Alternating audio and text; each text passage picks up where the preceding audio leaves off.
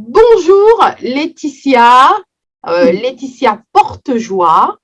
Je suis ravie, Laetitia, de te retrouver ici au sein de mon groupe privé Facebook.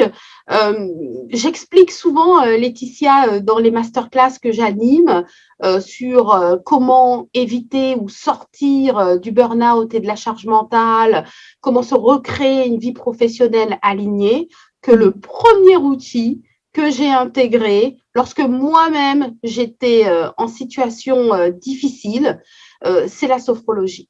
Je me suis tournée vers la sophrologie. Je t'avoue que c'est le hasard des événements. J'avais vraiment besoin de parler à quelqu'un et j'ai tenté de prendre des rendez-vous. Et la première personne qui s'est rendue disponible pour moi, c'était une sophrologue de ville.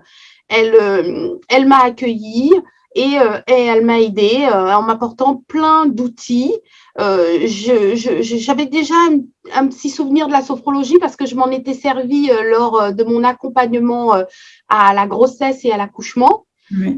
Donc, j'avais gardé un bon souvenir de ça et désespérée, je me suis tournée donc vers cette sophrologue et aujourd'hui, je ne cesse de recommander ce type de thérapie aux personnes que je rencontre et qui vivent les choses que j'ai vécues en termes de souffrance au travail.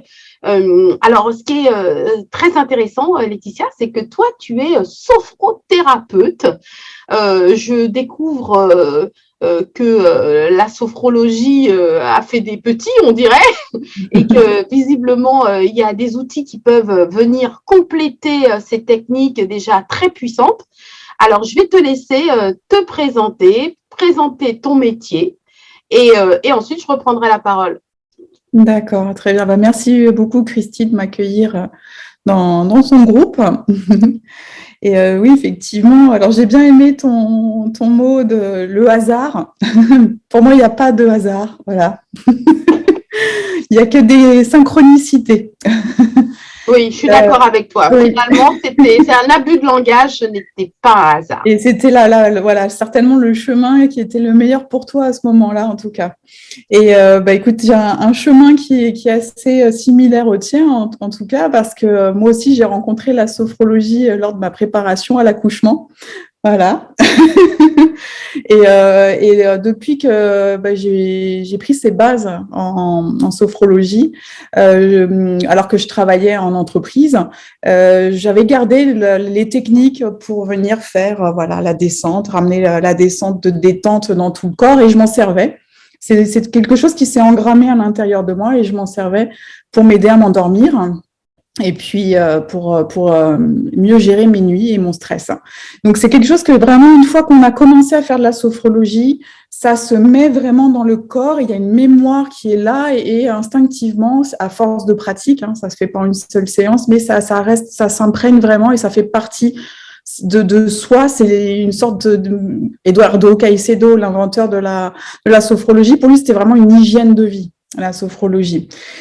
Et moi-même, j'ai fait un burn-out et s'est posé la question de est-ce que je retourne en entreprise ou pas. Et comme je travaillais dans les ressources humaines et que j'aimais beaucoup l'accompagnement de l'humain, j'ai souhaité continuer à accompagner l'humain, mais d'une autre manière, plus profonde en tout cas, parce que j'étais toujours frustrée de ce que je pouvais apporter comme accompagnement dans l'entreprise.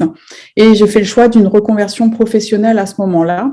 Et lorsque j'ai fait mon bilan de compétences avec ma coach, qui m'a mise en léger état modifié de conscience, j'ai accouché pour la 3e fois de ma vie de je veux être sophrologue.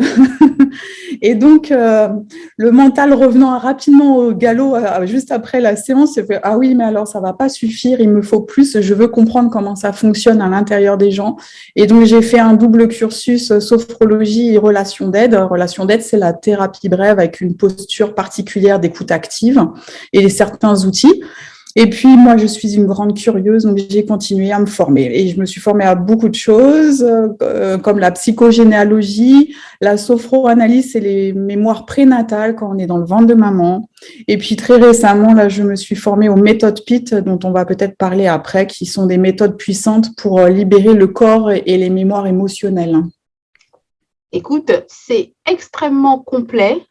Moi, je suis admirative parce que une fois de plus, je rencontre une femme qui a connu cette situation de souffrance au travail, de burn-out, et qui a rebondi. Et souvent, j'explique aux femmes que j'accompagne qu'il y a un après. Et qu'il ne faut pas désespérer, il y a bel et bien un après et la possibilité de se recréer une vie professionnelle alignée après. Il est évident qu'on ne revient généralement pas sur le type de poste qu'on a pu occuper, basé sur la performance, et qu'on passe à autre chose, mais il y a un après. Alors moi, je suis très, très intriguée par la méthode PIT.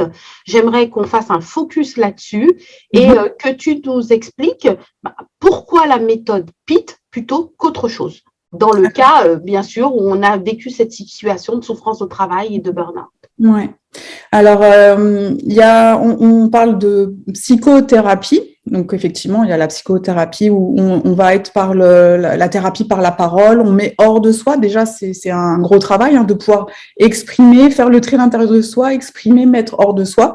Donc, ça, c'est une thérapie que moi-même j'utilise. De toute manière, on parle en séance. Et aussi, il y a la neurothérapie. Et la neurothérapie, ça vient vraiment désengrammer tout l'émotionnel qui a pu rester engrammé à l'intérieur de soi. Il y a plein d'outils qui servent qui sont efficaces pour la neurothérapie. Il y a le MDR, c'est pour libérer les chocs émotionnels. Le EFT marche très bien, Emotional Freedom Therapy, pareil pour vraiment libérer le corps des émotions. Et les méthodes PIT en font partie aussi. C'est vraiment de la thérapie qui va profondément dans le corps et dans le système nerveux. On vient vraiment désengrammer parce que en fait, quand on vit quelque chose de difficile, et bien ça s'engramme dans le corps parce que la résilience, elle n'est pas possible tout le temps. Il y a des moments de la vie où on est fatigué, surchargé. Il y a d'autres préoccupations. Le corps ne peut pas gérer aussi s'il y a une maladie qui est là. En plus, le corps ne peut pas gérer ce processus de résilience. Et de ce fait, eh bien, il y a des choses qui restent engrammées dans le corps. J'aime beaucoup donner l'image du calcaire. On peut imaginer le système nerveux. On voit, c'est ramifié de partout dans le corps. Puis on a des neurones, évidemment, dans le cerveau, mais dans le cœur et dans le ventre aussi. Et quand on vit quelque chose d'éprouvant, eh bien, il y a comme une couche de calcaire qui serait les émotions qui viendraient se mettre sur tout le système nerveux. Et au bout d'un moment, ça vient vraiment encrasser le corps. Et ces méthodes, elles permettent de désengrammer toutes ces émotions, tous ces souvenirs qui sont souvent très forts corporellement. Et ça fait éclater tout cela. Donc, ça se libère sous forme de toxines dans le corps. Et après, quand c'est libéré, c'est libéré. Alors, évidemment, il y a le principe de couche. Quand on attaque une couche, on peut aller de plus en plus bas.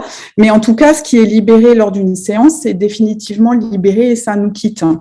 Donc après ces séances-là, il est important de beaucoup boire pour aider le corps à drainer. Et c'est vraiment très efficace et très profond. Et ce sont vraiment des méthodes que moi, je me sens vraiment en sécurité depuis que j'ai ces méthodes-là en tant que thérapeute. Et pourquoi aller vers cette méthode plutôt qu'une autre ? Alors justement parce que ça va vraiment profondément et que ce qui est traité, on ne revient pas dessus. En tout cas, s'il y a des choses en profondeur, on va continuer de séance en séance à descendre plus profondément dans la problématique. Moi-même, je continue toujours à me former, donc j'ai fait un perfectionnement il y a peu là, parce que j'avais le niveau 1, ça fait déjà un moment que je l'ai passé.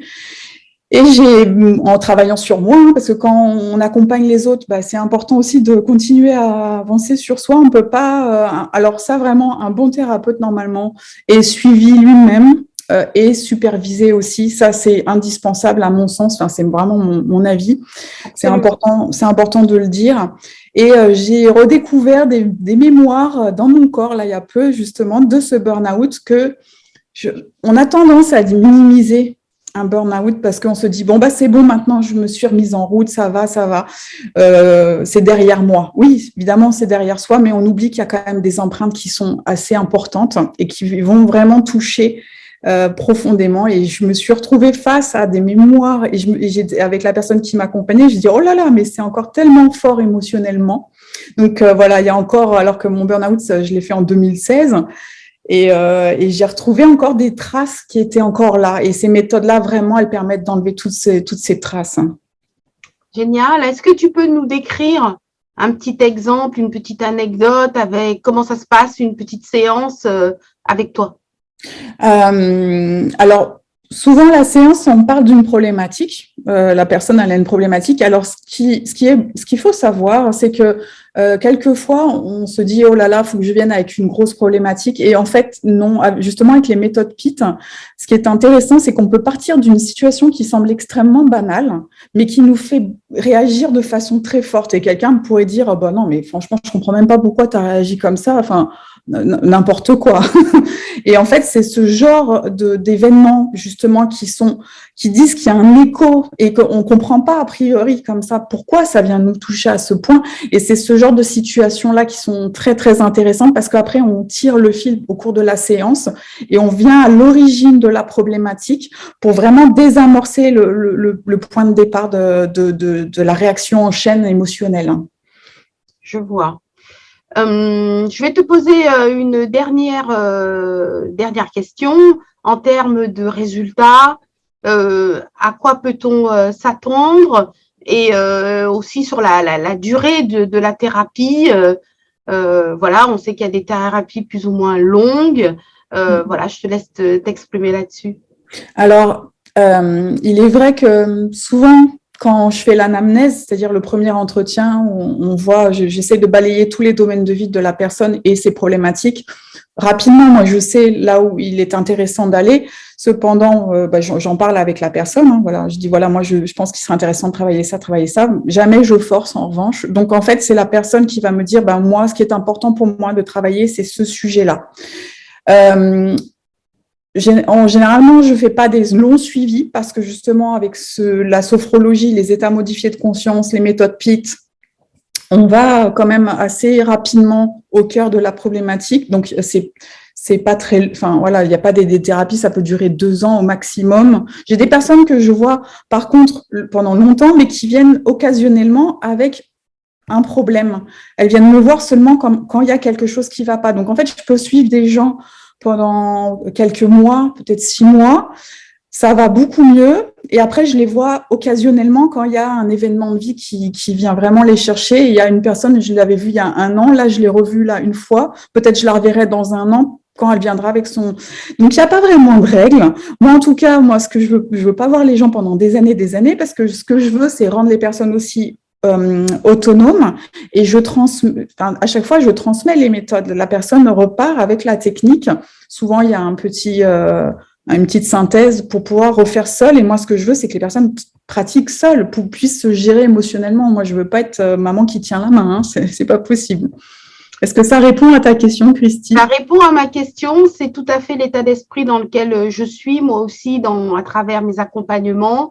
Je transmets des outils pour que les personnes soient autonomes parce que je dis souvent, lorsqu'on a connu la souffrance au travail ou le burn-out, souvent, la faille, elle est là.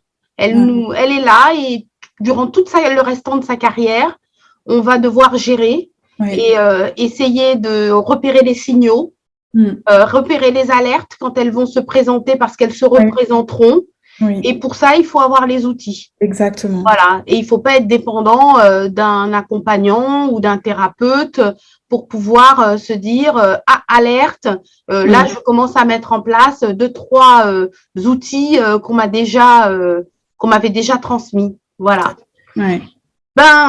Laetitia, je suis vraiment ravie de ce court entretien. C'est court, mais au moins nous sommes allés sur des points qui me semblent essentiels. Alors, ce que je propose aux membres de ma communauté, c'est si elles ont des questions, de les poser dans les commentaires. Si elles souhaitent une mise en relation, bien sûr, elles l'indiquent en commentaire et c'est avec plaisir que je ferai les mises en relation s'il y a des demandes. Et pourquoi pas envisager ultérieurement une autre intervention, peut-être plus précise sur un sujet. Donc les portes sont ouvertes. Je suis ravie que tu m'aies accorder ce temps et que tu nous accordes à toutes au sein du groupe ce temps. Donne-moi des nouvelles, donne-nous des nouvelles. Si tu as des événements, des choses qui se passent, tu te trouves dans quelle région Alors moi, je suis dans le 93 à Noisy-le-Grand, limite du 77, en région Eh ben, parisienne. nous sommes presque voisines. Je suis en Île-de-France également. Donc voilà. Donc, chers amis, chers membres du groupe, j'espère que vous avez passé un bon moment. Je vous dis à très bientôt. De toute façon, on se parle quasiment tous les jours. Donc voilà, au plaisir. Merci Laetitia. Merci beaucoup. Bonne fin de journée à tous et à toutes. Et puis à très bientôt. Au revoir. Au revoir.